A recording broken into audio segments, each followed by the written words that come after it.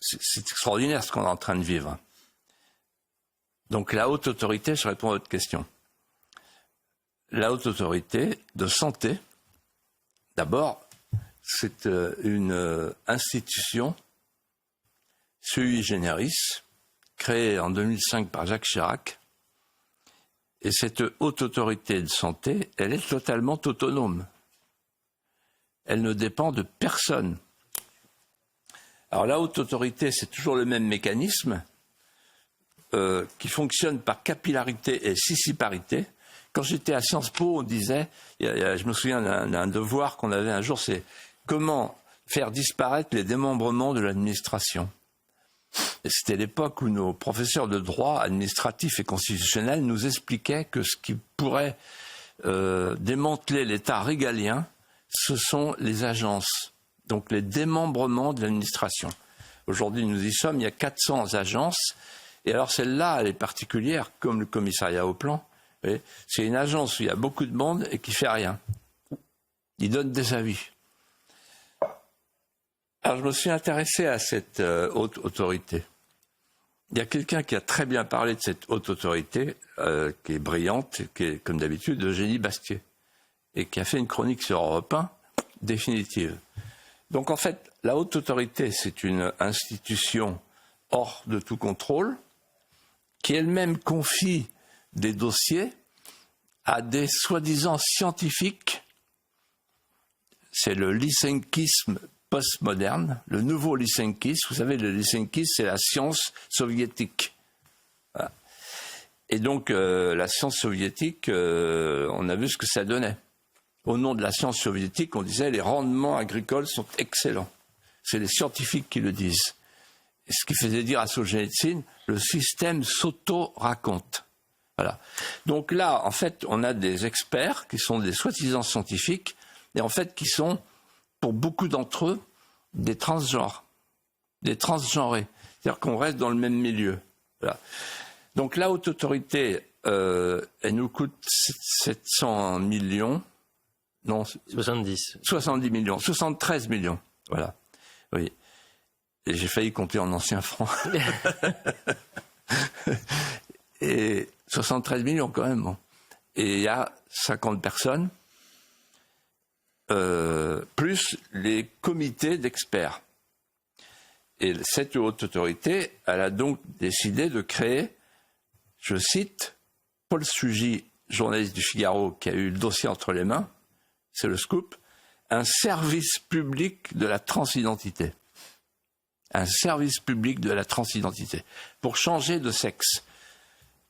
Alors ça peut vous concerner parce que si par exemple vous, Elliot, vous décidez de vous appeler Eliette et vous, Georgette, vous aurez la possibilité de vous adresser à la haute autorité de santé.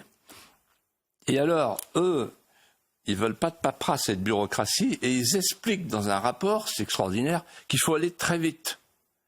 Très vite pour qui? Pas pour vous. Pour vous, ça sera plus lent.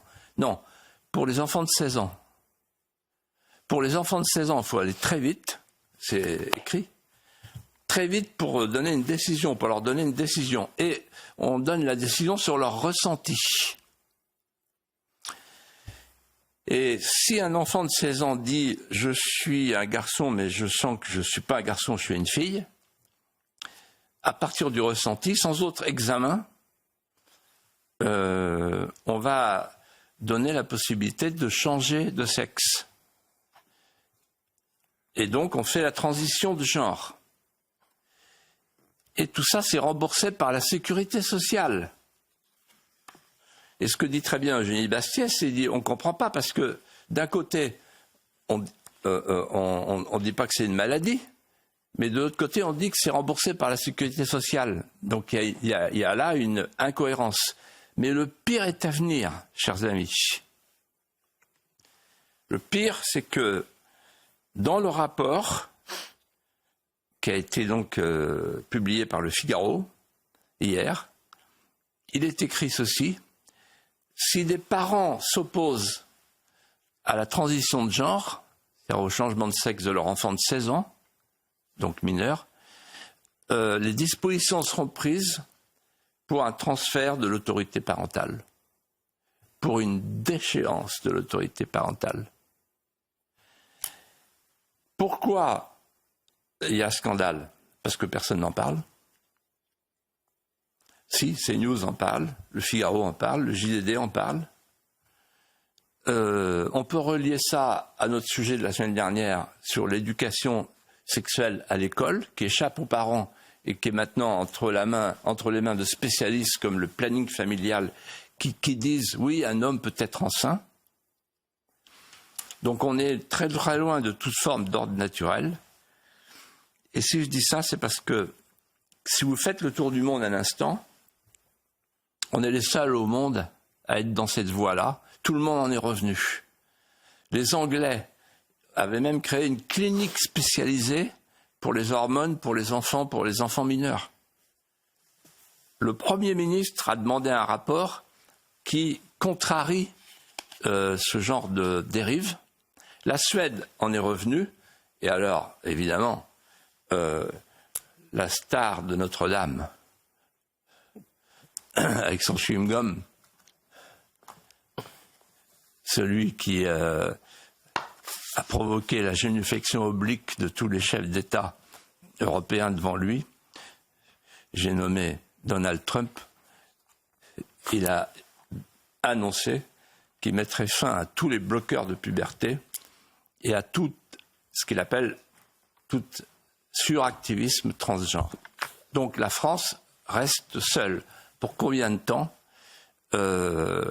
Protégeons nos enfants, il faut hurler. J'espère que les gens qui nous regardent et qui nous écoutent, CNews, Europe 1, vont se lever pour dire à leurs députés et au nouveau gouvernement, vous ne pouvez pas faire ça.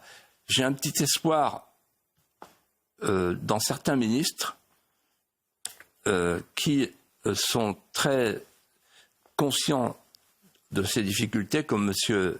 Hetzel ou le ministre Alexandre Portier ou le ministre de l'Intérieur. Je pense que sur ce sujet, François Bayrou, qui est père de famille, ne marchera pas. Mais la machine avance. La haute autorité de la santé, il faut absolument la supprimer. Et vous savez ce qui me frappe? C'est qu'on est en train de tuer la médecine, de tuer le crédit de la médecine, de tuer le crédit du médecin. Quelque chose qui va vous toucher familialement. Oui, parce que le médecin, c'est celui qui soigne, celui qui sauve. Et là, on est avec ce lysenkisme transsexuel qui s'ajoute à l'avortement constitutionnel et bientôt à l'euthanasie. On est en train de troubler la mission du médecin. Et bientôt, on ne saura plus très bien si le médecin est là pour vous sauver ou pour trafiquer quelque chose qui ressemble à une nouvelle alchimie qui détruit tous les principes nés du serment d'Hippocrate.